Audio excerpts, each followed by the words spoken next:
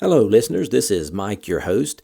If you are enjoying these archive episodes, please consider supporting the podcast by going to the homepage, spacerockethistory.com, and clicking on the orange donate button or the Patreon link. Hopefully, with your support, I can continue to release these archive episodes. Thanks. We choose to go to the moon in this decade and do the other things, not because they are easy, but because they are hard. Godspeed, John Glenn. Roger, 0G, and I feel fine. My feel on. Okay, I'm on. How does it feel for the United States to be the new record holder? At last, huh? When that baby lights, there's no doubt about it. Liftoff. We have a liftoff. 32 minutes past the hour. Liftoff on Apollo 11. Listen, Tranquility Base here. The Eagle has landed. That's one small step for man, one giant leap for mankind.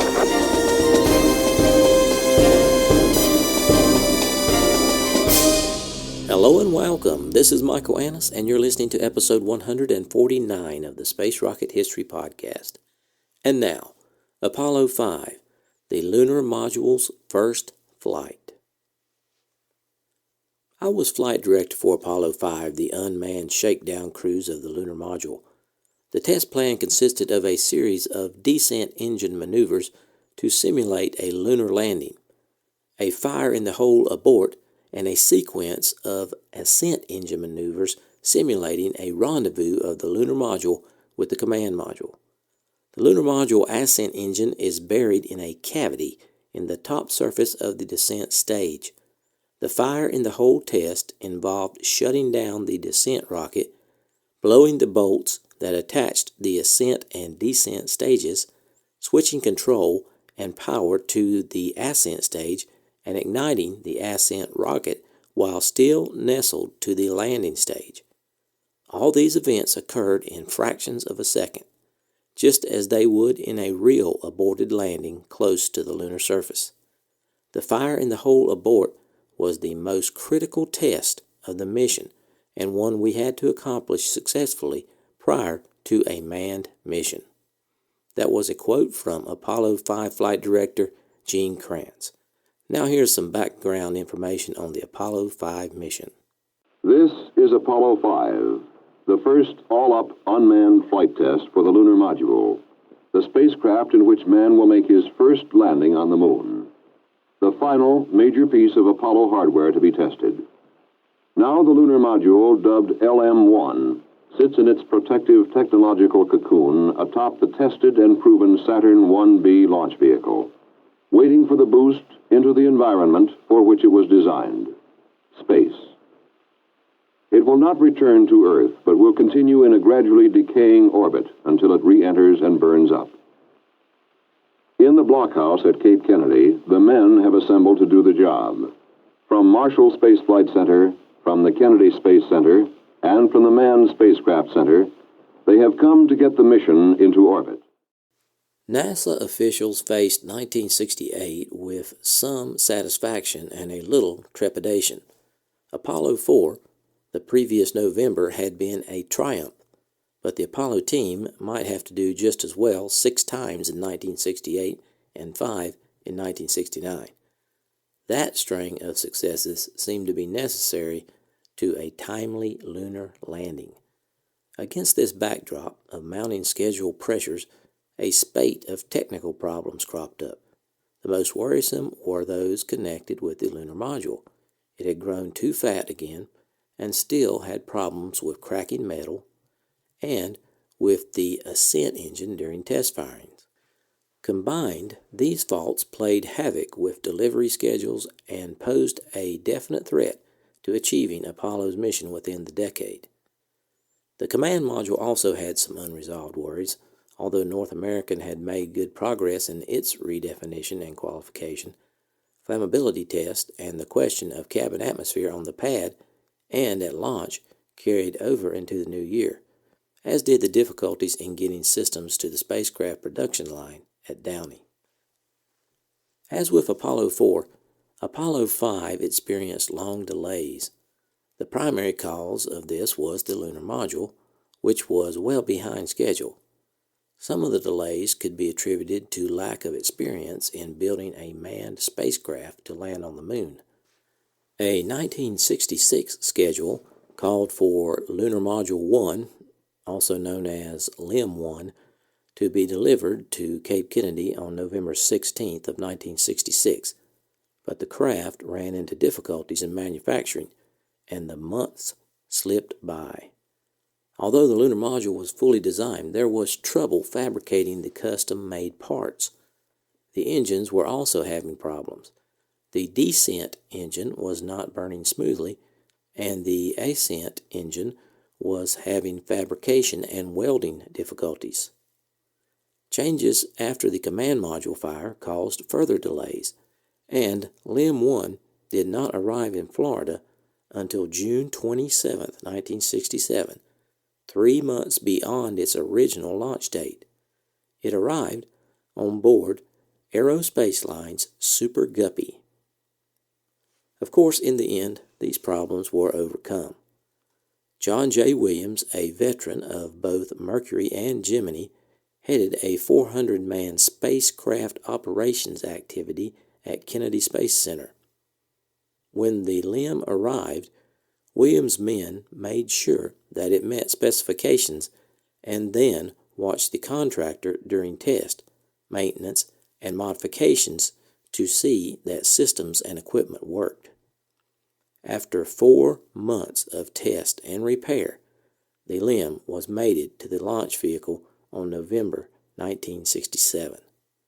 On December 17, 1967, another LIM under test failed in the Grumman Aircraft Engineering Corporation's Ascent Stage Manufacturing Plant. A window in LIM 5, which was destined to be Apollo 11's LIM, shattered during its initial cabin pressurization test. Designed to pressurize the cabin to 5.7 pounds per square inch above the external pressure, both inner and outer windows and the acrylic glass cover of the right-hand window shattered when the pressure reached 5.1 pounds per square inch. At this point, a decision had to be made concerning LIM 1's windows. So, on December 28, 1967, a decision was made to replace the glass windows in LIM 1 with aluminum plates as a precaution against a failure in flight similar to the one that occurred on LIM number 5 in testing. Now I have an audio clip on the lunar module. LM is a vehicle that has been designed for a particular job, and that job is to land on the lunar surface. It doesn't look like an airplane or a spacecraft in the old sense. It's not smooth. It's very thin skin, has a descent propulsion stage, a large descent engine which will be used to land the vehicle on the lunar surface in a manner very similar to that of a helicopter, except that instead of using blades for a lift, we'll be using a rocket propulsion engine. And the upper stage, the cabin and ascent engine stage, will be used to lift off from the lunar surface and make the subsequent rendezvous with the command and service module. So the LIM is really the taxi that provides the transportation between the orbiting command module and the lunar surface. The lunar module is a unique engineering concept. Designed and built on Earth, it is out of place on its native planet. The airless surface of the moon, the empty reaches of space, this is where it belongs. The comfortable pull of Earth's gravity, the protective, life-giving atmosphere, these, to the lunar module, nicknamed LEM, are the hostile elements. Its engines cannot lift its own weight against the pull of the Earth. If it could fly on Earth, the aerodynamic forces of the atmosphere would tear it apart. So how do you test the lunar module before it flies in space? You test its engines in the man-made vacuum of an engine test stand. Its operating systems in gigantic vacuum chambers. You tumble it on stands in engineering laboratories. But the real test is when it flies. The launch vehicle for Apollo 5 was the Saturn 1B, a much smaller rocket than the Saturn V, but still capable of launching an Apollo spacecraft into orbit. The launch vehicle for the LEM 1 mission was the one that would have boosted the ill-fated Apollo 1 crew into orbit. When it was taken down from Launch Complex 34 in March 1967, the launch preparation crew, under the direction of Rocco Petrone, inspected the booster for corrosion or any other damage it might have sustained during its long stay on the pad, and then erected it on Launch Complex 37, getting it in place on April 12th. To hasten delivery, and since there was no crew, a command service module was not needed. As such, there was no need for a launch escape system. As a consequence, the assembled rocket was only 55 meters tall, compared to the usual command service module stack height of 68 meters. The Apollo stack for this mission looked stubby. LEM 1 was also without legs, because it would make no landing. Rather, it would burn up on re-entry, since it had no heat shield either. Its temporary home would be inside the spacecraft's lunar module adapter. 25 priorities, monitored by 17 specialists, would put the vehicle through its paces to make sure that it was safe for crew operations. 3 items at the top of the list pertain to the fire-in-the-hole requirements, or tests to check structural effects, staging dynamics, and stability during a simulated lunar orbit. Fire in the hole simply meant firing the ascent stage engine while it was still attached to the descent stage. Other objectives intended operating the descent and ascent propulsion systems, starting and stopping each to simulate phases of the lunar landing mission. By late fall and early winter of 1967, most of the mission documents were ready. Mission Director W.C. Snyder, who had played this same role in the Gemini program, issued the mission rules on November 28th, handing out responsibilities and spelling out what would be done in almost every eventuality. As the final testing on the vehicles progressed toward launch, flight readiness reviews were held at the Cape and in Washington. In the first few days of the new year, George Miller wrote Administrator James Webb that the launch would take place no earlier than January 18, 1968. Now let's turn our attention toward the launch. Rocco Petrone's launch team had difficulty loading the propellants, mainly because of procedural troubles and small irritants such as clogged filters and ground support equipment problems. A simulated launch demonstration ended on January 19th, and the 22-hour countdown to launch began on January 21st.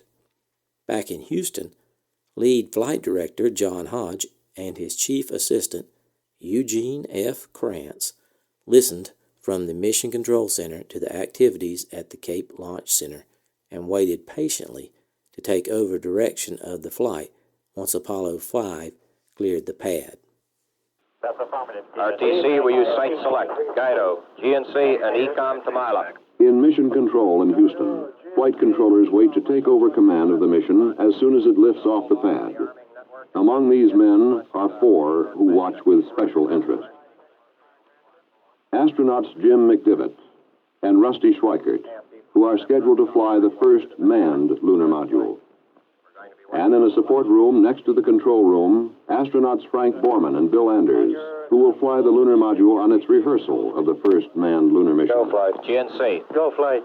Procedures. Go flight. AFD. Go. Network. Go flight. Computer soup. Go flight. RTC, you on AFD conference. RTC's on AFD conference. Roger. Best of luck. Number 2 is go. Okay, go ahead and reload. All flight controllers preconditioned for attachment 2 of the internal count. So men wait in tracking stations around the world for the flight of lunar module number 1. For it is their information that will tell us whether it is safe for man. Roger, I am in flight control. Final status check, booster. Go. Retro. Go. FIDO. Go. Guidance. Go. Econ. Go. While the primary instructions for the mission are carried on board the LEM, the men on Earth in mission control can take over and fly it if necessary. But why all these elaborate precautions and details in an unmanned flight? Unmanned LEM-1 mission is one of the key missions in the entire lunar landing program. You must remember that the LEM is every bit as important a spacecraft as the command module, the Gemini, or the Mercury was, and this is the first flight of the vehicle. Naturally, we'll all be looking at it with very, very keen interest. Flight CVTS Flag 2, verify your go for launch. Roger, we are go for launch. Okay, all flight controllers, let's play it cool. Launch sequence start. 15, 14, 13, 12, 11, 10, 9, 8, 7, 6, 5, 4, 3, ignition. Ignition detected.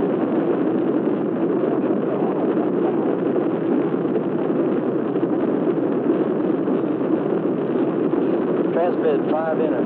Clock start, 5 enter. Thrust okay. Affirmative. Program 11. Okay, TOK, P11. Roll pitch start. Roll and pitch. Go on IP. Go IP.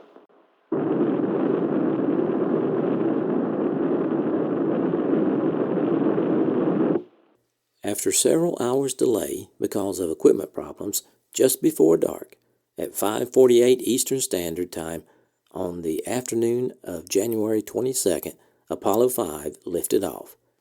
The Saturn 1B worked perfectly, inserting the second stage and lunar module into a 163 by 220 kilometer orbit in about 10 minutes of flight. The nose cone was then jettisoned, and after a coast of 43 minutes 52 seconds, the lunar module separated from its adapter and went into a 167 by 222 kilometer orbit with a period of 88.4 minutes. Here's the clip. Cutoff plus 50. Roger, cutoff plus 50. The aerodynamic shroud is jettisoned. Roger, nose cap jet. Now the next critical step, the opening of the protective metallic petals and the separation of Lunar Module 1 from its cocoon. RTC booster, transmitting slot deploy. Roger. We are transmitting slot deploy. Okay, all flight controllers, we have slot deploy A and B relay indications, no physical monitor indication. Everything is nominal. We get a go for separation. On schedule, the reaction control engines of Lunar Module 1 pull it free of its protective cocoon. The space butterfly rests its wings before it flies. After checking out the lunar module for 2 orbits, ground control signaled the descent engine to fire for 39 seconds.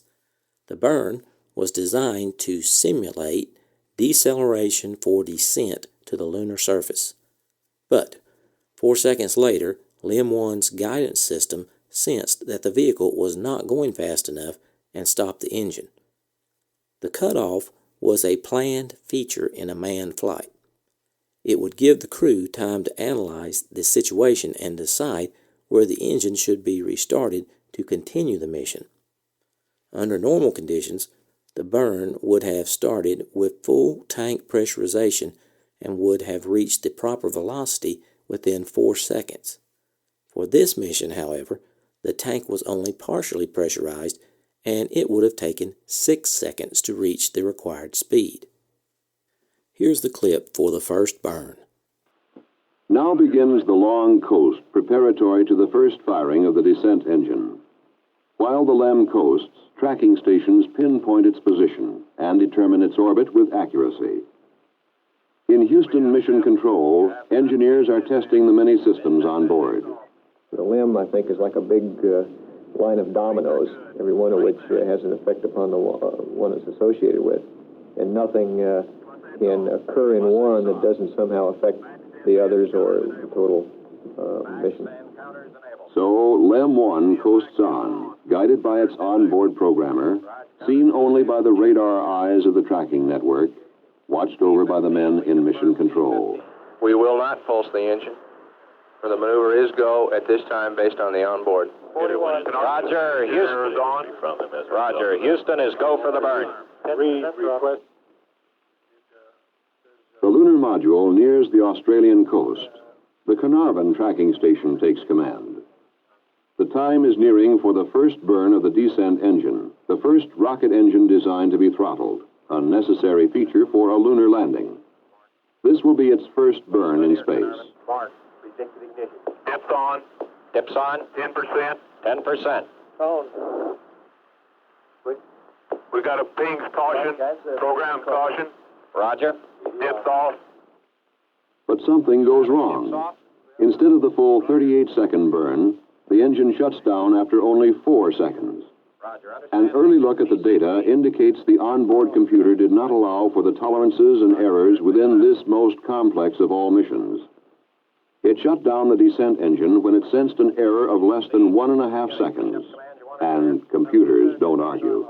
Capability of a crew, I think, is very significant in that you can change your mind in flight. You don't have to be restricted by the rather narrow capabilities of any pre-programmed mission.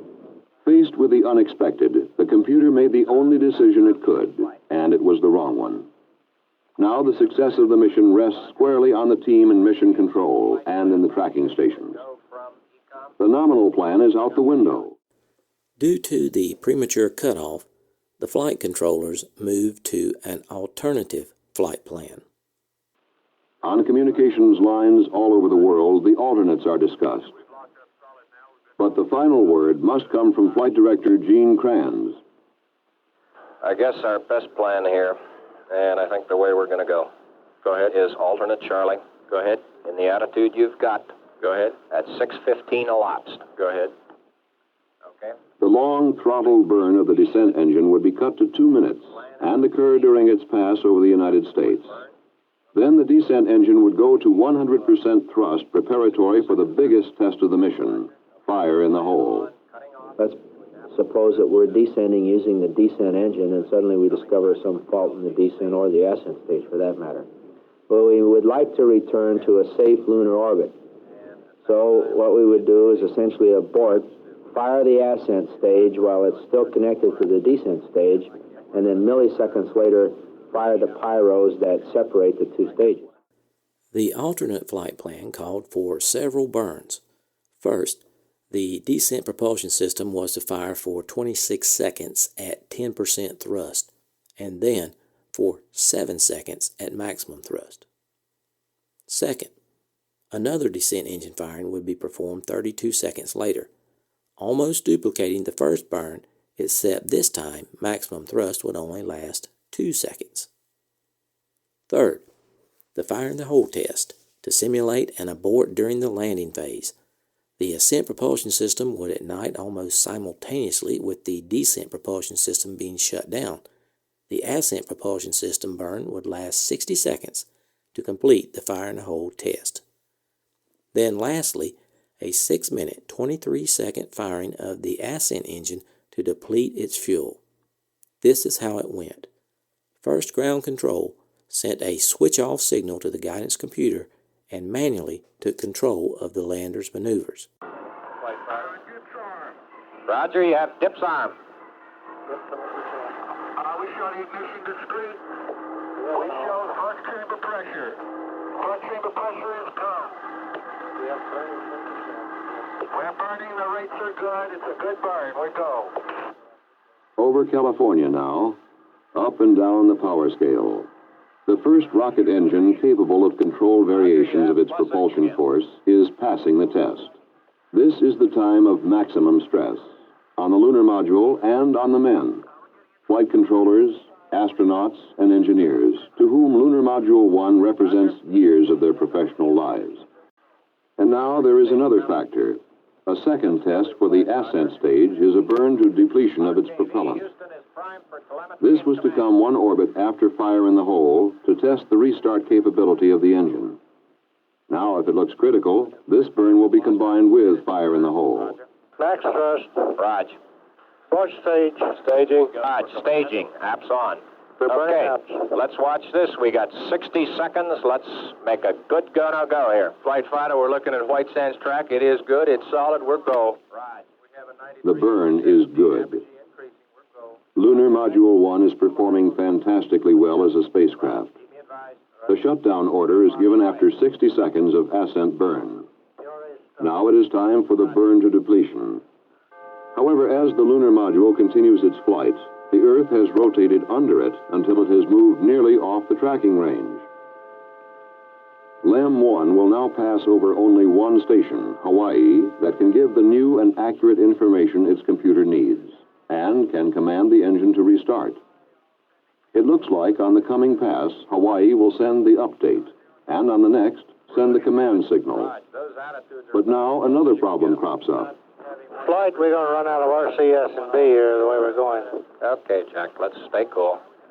Because of the new mode of flight, the Attitude rockets are running low on propellant. It looks as though these small but critical engines may not last for 2 more orbits. But an update of orbit information shows that Lunar Module 1 will just pass within range of the Carnarvon station, whose range has been extended by the addition of the tracking ship Coastal Sentry Quebec, CSQ. Flight Director Kranz makes his decision. Update at Carnarvon and fire at Hawaii. It's go for the burn. Guidance from Flight, we're having a lot of dropouts. Roger, Flight. ECOM, let him know when he's clear to command again. Go. But the pass over Carnarvon is too short. The full update does not get to the lunar module, including an instruction that would have drained some of the propellant from the ascent engine tanks into the tanks of the Attitude rockets. Without this propellant, it is doubtful if the final ascent burn can be ignited. Now it gets tight.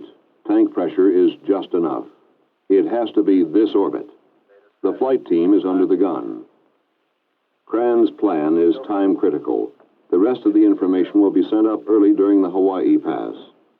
After a quick guidance check, the ascent propulsion system will be fired. The signal to ignite the engine is PRA-5. Jeff, clock and compare pulses. That's negative, Flight. We got a spacecraft reject on that. We don't show any clock compare pulses, Flight. Retransmit. Guidance, execute, PRA, start. It's go. The burn works. And at shutdown, it holds. All systems are still operating as expected, beyond what was expected. It's been a tremendous test of the engine, and that's what it was all about. Do you want me to stand by here? Negative, you've done it all, and good work, Gary. Beautiful job. Throughout the flight of Apollo 5, the lunar module had performed magnificently. All systems operated either as predicted or far exceeded the predictions. The inability of an onboard computer to cope with a programming error was overcome by the infinitely more flexible mind of man. Hundreds of additional commands sent from Earth put the lunar module through a demanding real-time test. After 11 hours and 10 minutes, the test was over, and control of the 2 stages was terminated. The stages were left in a low enough orbit so atmospheric drag would soon cause their orbits to decay and re-enter the atmosphere. The ascent stage re-entered on January 24th and burned up. The descent stage re-entered on February 12th, falling into the Pacific several hundred kilometers southwest of Guam. In conclusion, despite the initial premature descent propulsion system shutdown, NASA deemed the mission a success, and operation of all lunar module systems was confirmed. A second unmanned flight test using LEM 2 was canceled. Then LEM 3 was cleared for the first manned lunar module flight, which was scheduled to occur on the Apollo 9 mission. George Miller was able to report to Administrator Webb that all primary objectives had been achieved. The lunar module showed the resilience, flexibility, and the margin that would be needed to land on the moon. The following day's newspaper declared, quote, "Apollo mission a success. Lunar program on track."